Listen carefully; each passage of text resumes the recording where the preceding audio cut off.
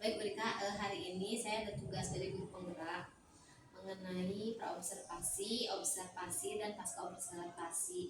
Nah, untuk sekarang saya akan menanyakan terkait praobservasi untuk pembelajaran ibu nantinya di kelas. Boleh ya Bu ya? Maaf mengganggu waktunya nanti. Baik Bu, ada hal yang ingin saya tanyakan.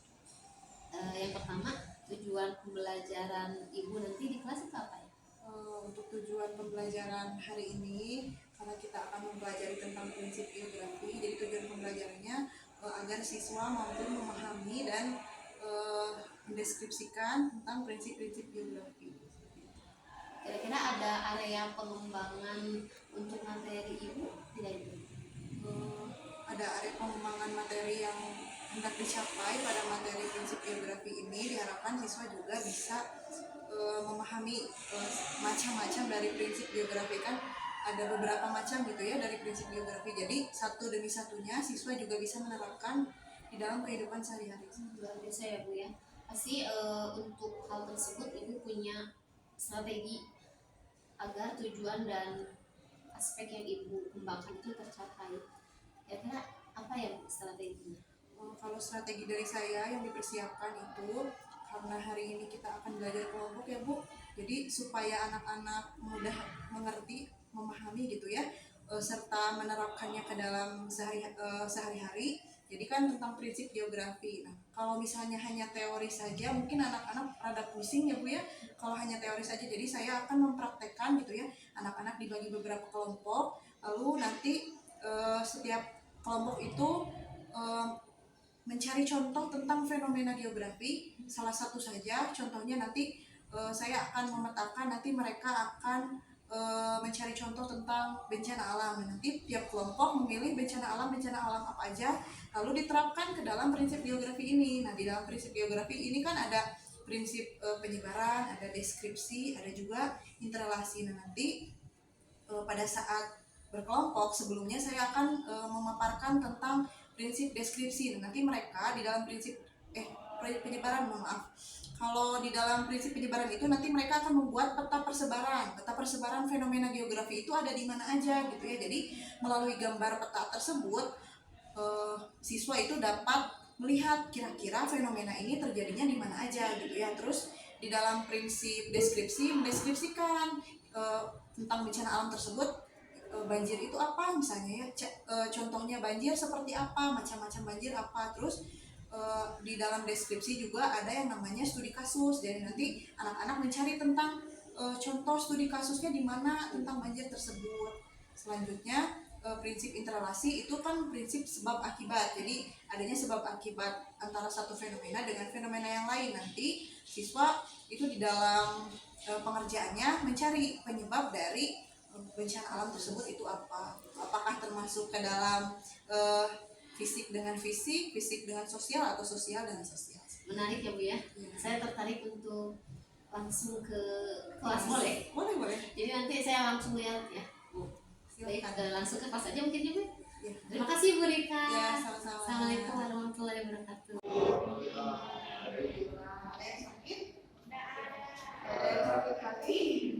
Ada. Iris Bu. Iris. Oh iya, Bu jangan sebut Ibu Mina. Cek dulu ya. Ini gimana ya? Nanti kalau misalnya ada yang kodok disebutkan ya. Ya. Alfa Melani. Aisyah Kaila. Asep Wahdan. Kita bakal dibagi kelompok lagi ya. Karena Spin aja apa? kita bagi kelompok aja ya. Coba dua ya kelompok. Enggak. Udah guys dua.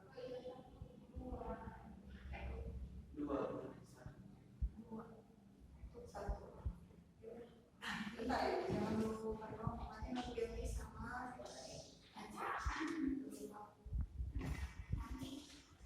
Udah kita bahas ya. Yang prinsip. Jadi pengerjaan kelompok kita yang minggu lalu kita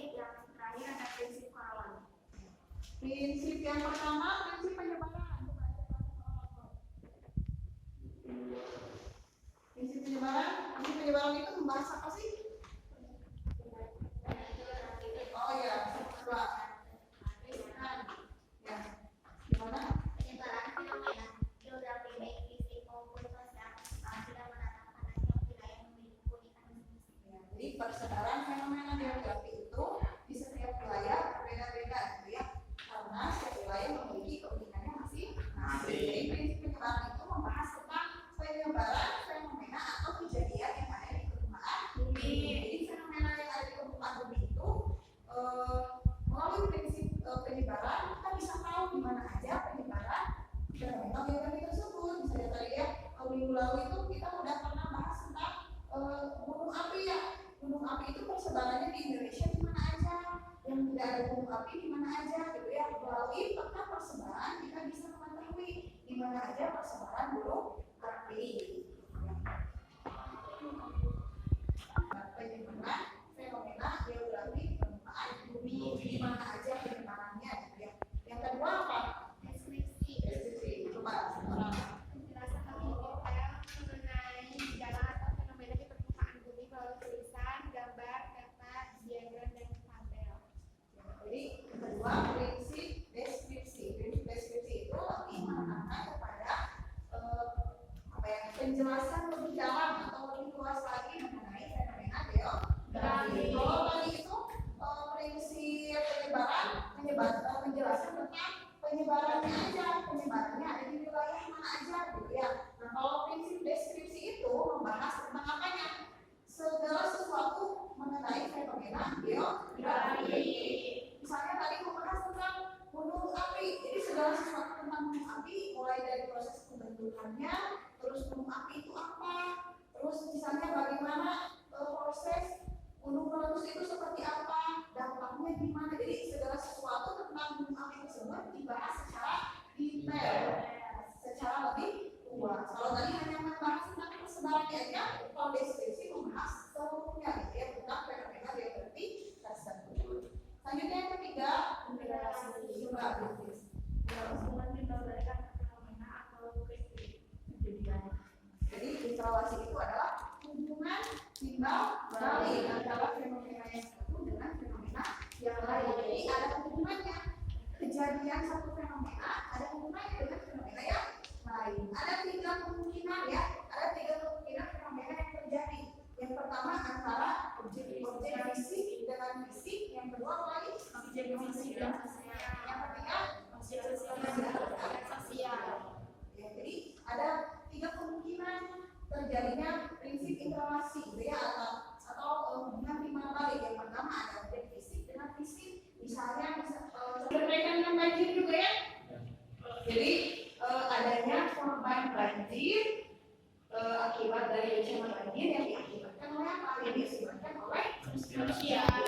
Manusia membuang sampah, jadi gitu ya. Akibatnya selain merusak lingkungan, akibatnya juga mempunyai apa? Adanya korban. Korban kan kalau korban saja berarti maksudnya adalah manusia. Ya. Terakhir apa? Prinsip apa?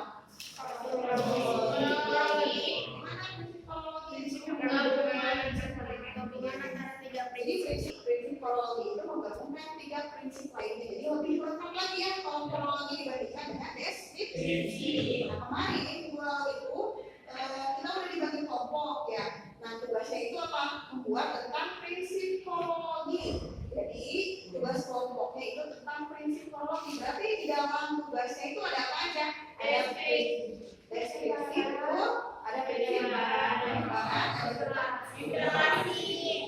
Kalau prinsip deskripsinya di dalamnya berarti apa? Yang jelas kalian kemarin mengambil tema tentang bencana alam, berarti penjelasan tentang bencana alam. Kedua prinsip apa lagi?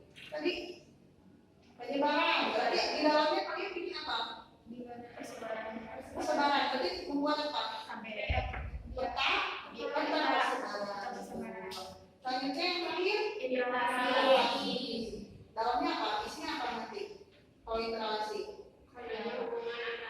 ya hubungan, berarti penyebab dari bencana alam itu apa? Jadi masuknya ke dalam objek fisik dan fisik, atau objek fisik sosial atau sosial dengan sosial. Kalau tadi ini dibagi-bagi kelompok, akan berkumpul dengan kelompoknya.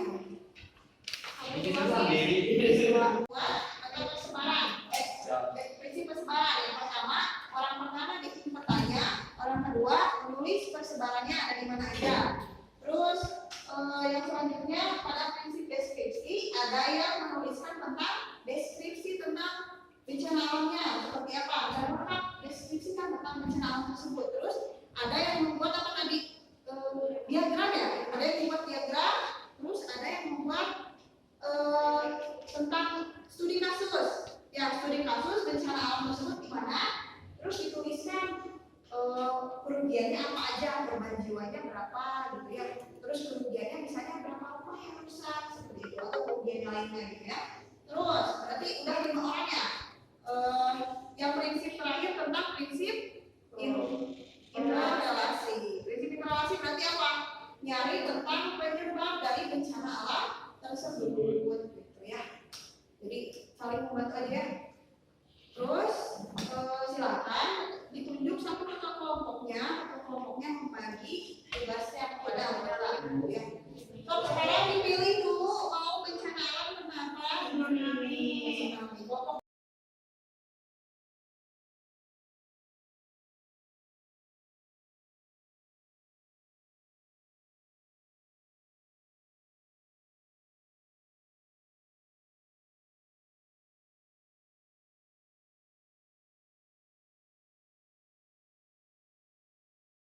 Assalamualaikum warahmatullahi wabarakatuh.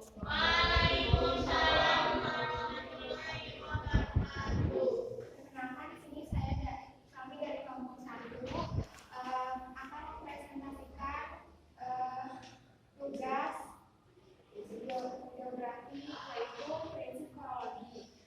Prinsip korologi itu apa sih? Yaitu gabungan dari prinsip ketiga yaitu penyebaran, deskripsi, sama transformasi.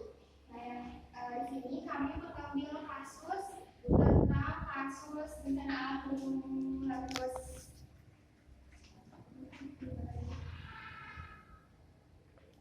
Di sini kami sudah menggambarkan peta di mana saja penyebaran gunung meletus, yaitu ada di Maluku, Sulawesi, Bali, Jawa, sama Nusa Tenggara. Yang enggak itu Kalimantan sama Maluku. Kalimantan sama Papua. Gunung meletus di Indonesia. Korban Gunung Merapi di Sumatera Barat pada Desember 2024, 24 orang tewas dan 11 orang terluka. Kerusakan rumah. Pada erupsi Gunung Ruang di Kabupaten Kepulauan Sitaro ada 3.614 unit rumah rusak. Kerusakan lingkungan. Kerusakan lingkungan pada erupsi Gunung Ruang menyebabkan kerusakan pada lahan pertanian, hutan, perkebunan, pemukiman penduduk, dan sumber air bersih. Indikasinya ke fisik dan fisik. Sekian dari kelompok kami. kalian kelompok 1 tadi membahas tentang apa? Prinsip korologi ya. Jadi tugas kalian itu tentang prinsip korologi. Tadi mengambil studi kasus tentang Gunung Merapi atau Gunung Meletus. Nah tadi di dalam prinsip penyebarannya sudah ditunjukkan ya peta Indonesia. Berarti penyebaran gunung api di Indonesia tadi di mana aja? Ada di Jawa, kemudian di Pulau Sumatera, terus Nusa Tenggara, Bali, Maluku. Berarti yang tidak ada gunung api di wilayah mana aja? Jadi udah tahu ya, melalui tadi peta persebarannya kita jadi tahu di mana aja di Indonesia yang ada gunung api dan tidak ada gunung api. Selanjutnya berarti berkaitan dengan apa? Prinsip integrasi objek fisik dengan objek fisik. Jadi kesimpulannya itu ya. Jadi ketiga tadi berarti sudah lengkap ya, kronologi berarti sudah ada semuanya ya. Jadi semuanya sudah lengkap, sudah ada penyebarannya, sudah ada deskripsi, juga sudah ada